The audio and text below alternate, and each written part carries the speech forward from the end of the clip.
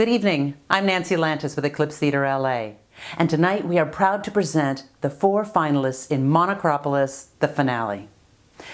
2021 brought some crazy but it also brought us some unique creativity born out of that crazy and that includes the talent of our finalists, Miranda Jane Bowling, Christopher Flowers, Felicia Tamika Sheppard, and Ashley Taylor. And you, the audience, gets a chance to choose your favorite. Watch the videos, make note of the letter associated with each actor, follow the directions, and cast your vote. The audience choice and the judge's choice will be announced on January 5th. Thank you, and enjoy Monocropolis, the finale.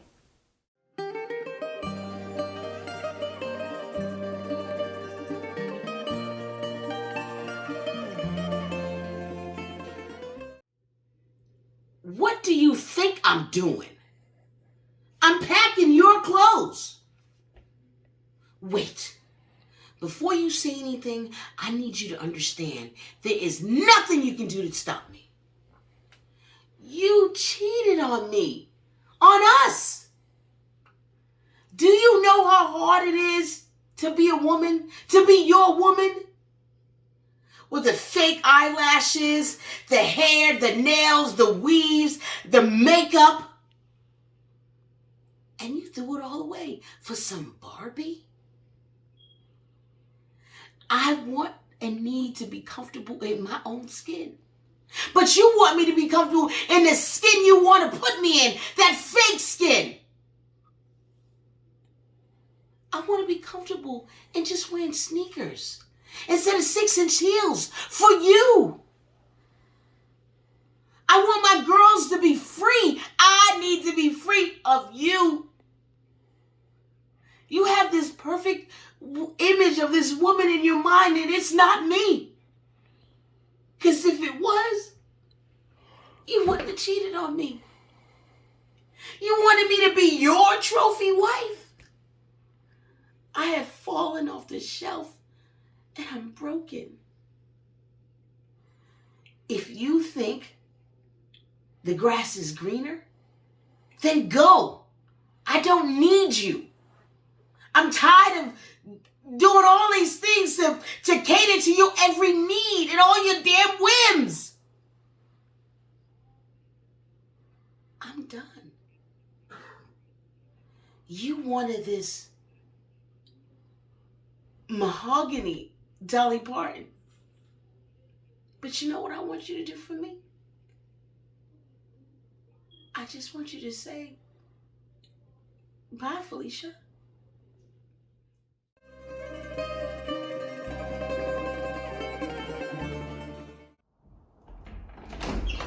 Oh, hi. Hello. Hi, everyone. Come on in.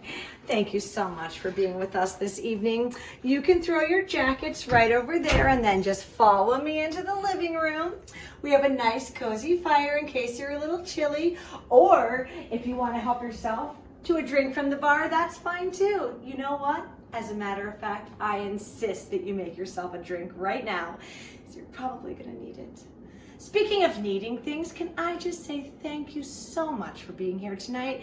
I think my dad could really use some company on Christmas. I mean, it's been a little weird around here during the holidays for the last few years, ever since my dad's divorce. I mean, it's fine. We're fine. But, you know, I just think having some extra people here will make it a little more comfortable and cozy. He has not been at all into celebrating Christmas lately, but I just think that that is because it is not a solo holiday, right? I mean, it's for caring and sharing and traditions and making beautiful memories, like a family. It's really more of a family-oriented holiday, and that is exactly why I have invited you all here, because you are my dad's family of coworkers. Barbara, Gustav, Mr. Zobiak. Speaking of Mr. Zobiak, I have put name tags on every plate at the dining room table. Oh, you won't find out who you're sitting next to till later. But I think it really helps get the conversational ball rolling so we can all just get to know each other better. It's fine, we're fine. But that's later. For now, let's just sit back and relax and enjoy each other's company. Like a family. Like a family of people whose families are somewhere else for Christmas.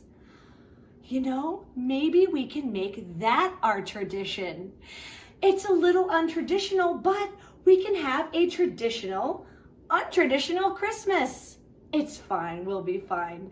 And speaking of untraditional, I feel I should mention that my dad is in the kitchen right back here, just cooking up a storm.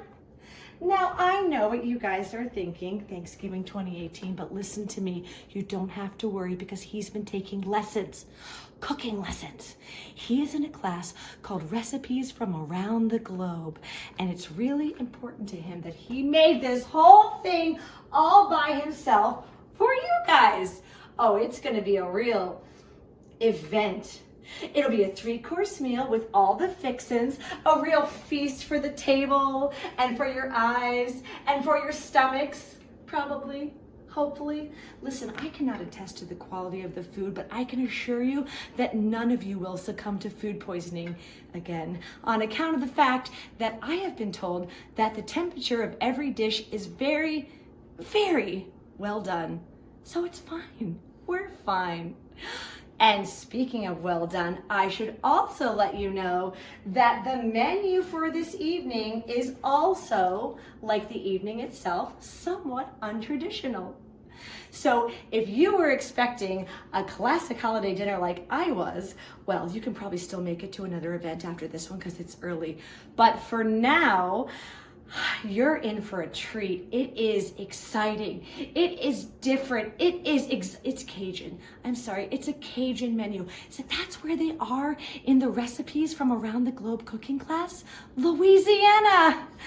So you'll be enjoying spicy corn soup, blackened catfish with dirty rice, chilled alligator grit balls, and a crumbly pineapple coconut bar for...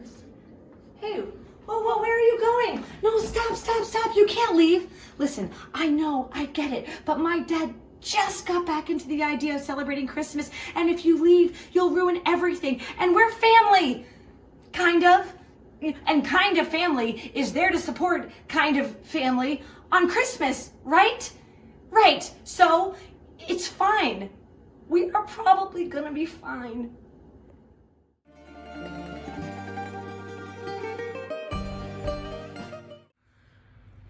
Son, there's something I've been meaning to tell you. Well, I had planned on telling you, just not until your 21st birthday, which is today.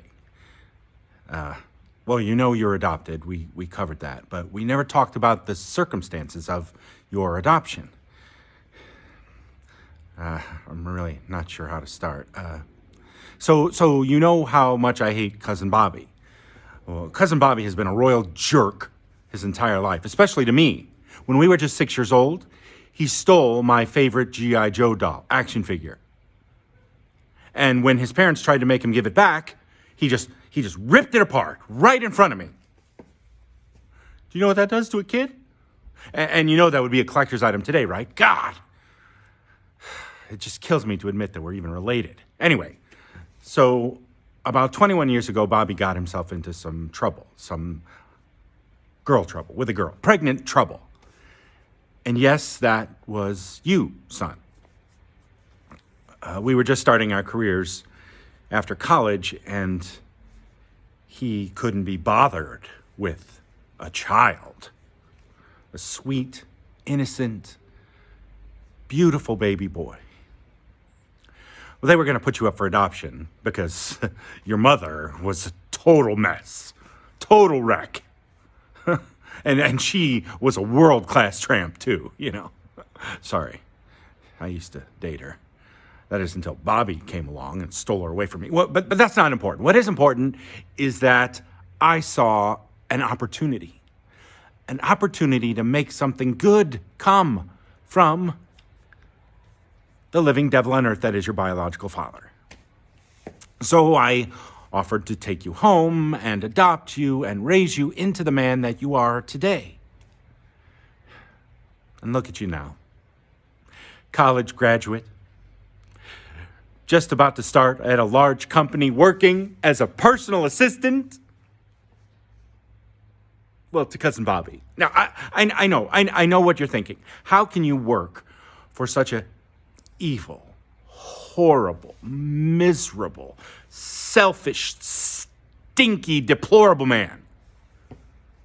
Well, I thought it was important that you spend some time together. You know, after all, he's technically your father, which is why that I arranged the internship, so that you can show him the man that you have become today. Like you know how you like strawberries. Cousin Bobby hates them. The little seeds, they drive him crazy, you know. and he was raised Catholic, so naturally I went Jewish with you. I mean, boy, that was hard, all that Hebrew, you know, but, you know, it was either that or Buddhism, I don't know, you know. And I raised you to be a fierce Democrat, and he is a stout Republican, so that should be fun. Oh, and most importantly, I ingrained in you a passionate love of rap music. Make sure that you play that in the office, like, all the time. Rap music gives Bobby a terrible headache. But don't worry, he can't fire you. You're his kid. He likes baseball, you like basketball. He only drinks coffee, you only drink tea. That was hard because, you know, tea gives me a horrible rash. But it will be so worth it.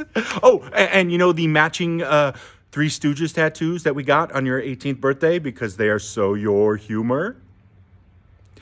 Cousin Bobby can't stand them. He thinks they're the most annoying people on the entire planet. There is not one thing that he loves that I haven't taught you to hate, and vice versa. Oh, and because I got to name you, I chose the name Joe, so that he would forever remember that I was the one that did this to you. Turned you into everything that he hates and despises. His son, my boy. Well, anyway, so you have a happy birthday, son. You go and have a great first day at work. Break my action figure, Willie. Yo, Joe!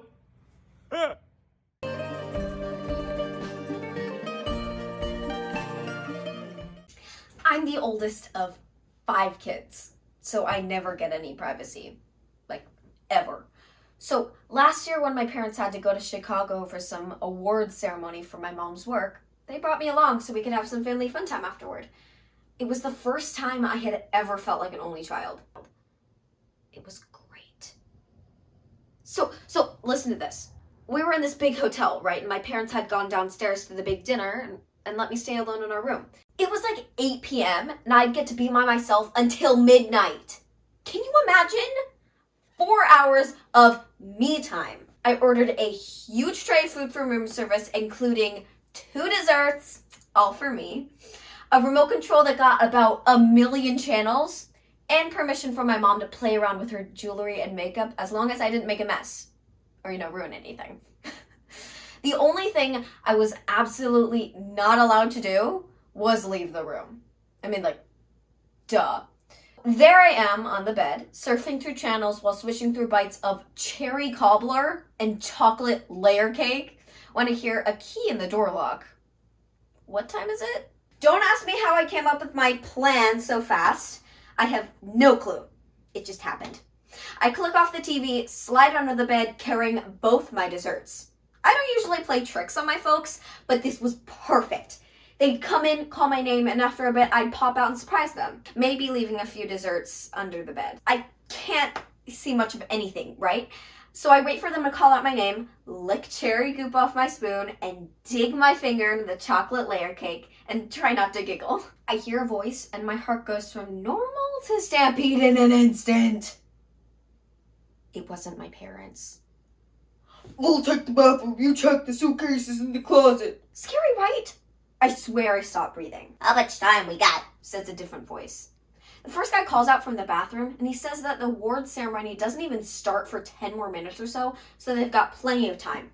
And then I hear drawers being opened, suitcases being unzipped, and yeah, you can probably imagine how much my mind is racing at this point, like a million miles a second. I'm like frozen under the bed, right? The first guy calls out, jackpot. He says he found the jewelry. And then, get this, and then the bed squishes down on me. Squishes down. I mean, I can breathe and everything, but man, talk about a tight spot. I see black shoes inches from my face and hands reaching down to untie them.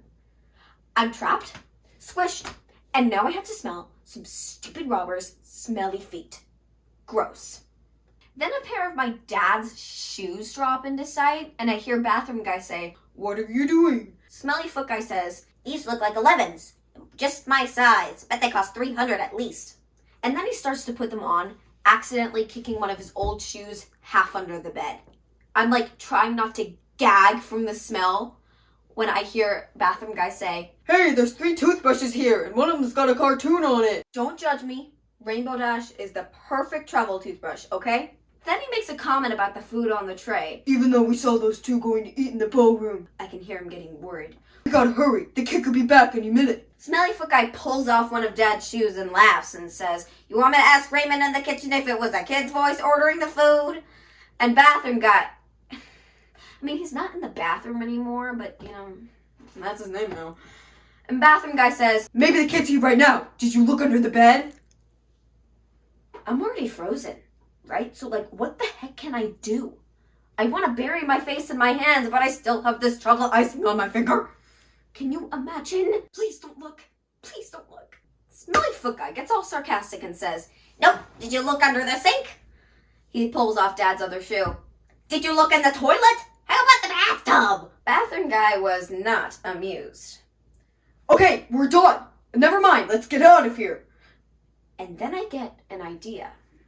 And I do the greatest, riskiest thing ever in my life. Just wait for it. Smelly foot guy reaches for the shoe that was under the bed, right? He puts it on and then they're just gone. Just like that. I wait until my heart kind of starts like beating normal again. I slide out from my spot and reach for the phone. Oh my god, this is so good. Just listen, this is great. The hotel operator connects me to the manager and I tell her what happened and that I'm pretty sure one of them works in the hotel and knows a guy named Raymond in the kitchen. And I take a bite of my cherry cobbler while I listen to her talk. I tell her, I know, ma'am, I know you have a lot of people who work here, but you'll get this guy easy. Just look for the guy with a big glop of chocolate icing all along the side of a size 11 shoe. Best me time ever. And I never even left the room.